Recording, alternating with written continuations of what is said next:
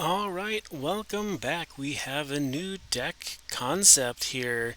It's kind of complicated, so stay with me. We have Bug Omni-Squirm. That's right, I'm old and I say bug, not salty. But Omni means omniscience. All your stuff is free. And then Squirm is how we squirm it into play with Fathomless Descent. So for 3 mana, you can put a non-land permanent onto the battlefield from your graveyard. And as long as you have that many or more permanents in your graveyard.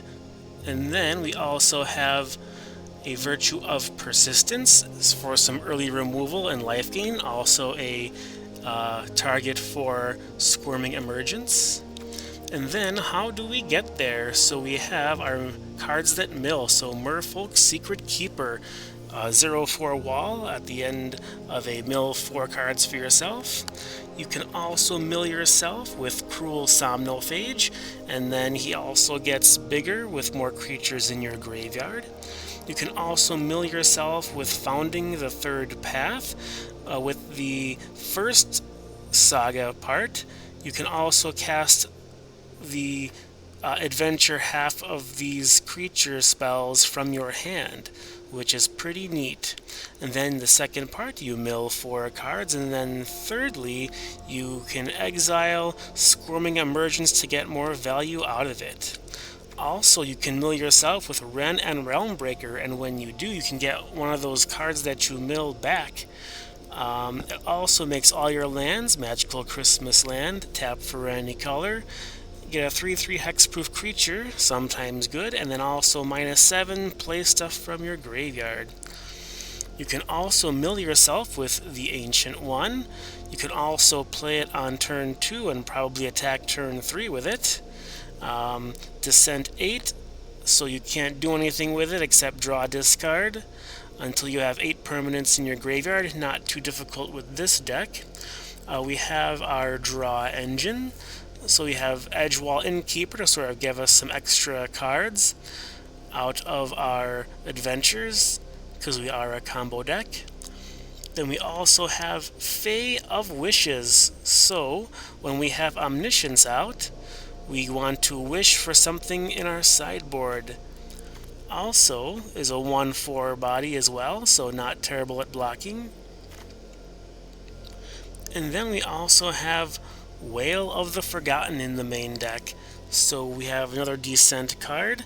You get to choose one of the 3 modes unless you have Descent 8, and then you can choose all of them, such as Bounce of Permanent, that's not a land.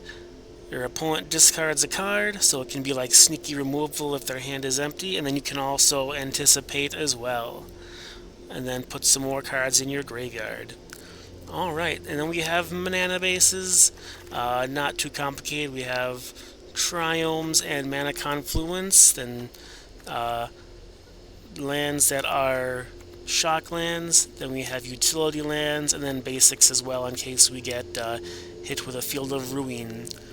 Alright, what is in our sideboard here? We have Pithing Needle, so you can wish for that and stuff a Planeswalker or a Manland or anything else. We have Grafdigger's Cage, which is kind of a non-bow with our Virtue of Persistence and Squirming Emergence. But Squirming Emergence gets around that if you don't target a creature, so life is good. And then we also have Jace the Perfected Mind for some stall and also draw cards. We have Boon of the Wishgiver to just draw you more cards. Professor Onyx, win condition to destroy a creature and then gain some life, and their opponent loses some life, and then dig for cards. Kiora bests the Sun God, get an 8/8 that's hexproof, and then tap your opponent's board down and then gain control of their best thing. Then we have Ugin, just wipe the board and then bolt whatever survives.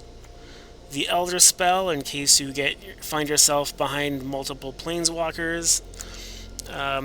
Atraxis Fall, utility target for hitting artifacts and enchantments and creatures with flying, and can hit a battle as well. Baleful Mastery for exiling something in a pinch. And then we also have Thought Distortion for those pesky control matchups if it gets that far. Things that you would sideboard in, we're going with extra removal. So we have the Stormkeld Vanguard, that is the one that is sorcery speed, destroy artifact or enchantment, attached to a 6/7. And then we have Thrun, Breaker of Silence.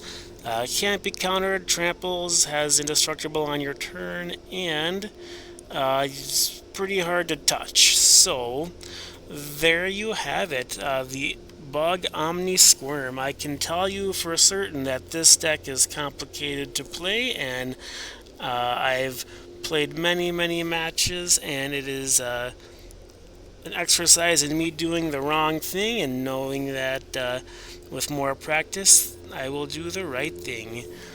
Alright, well, I hope you enjoy.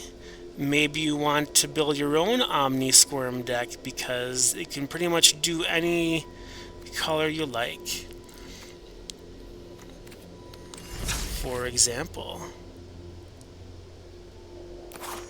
4-color Omni-Squirm.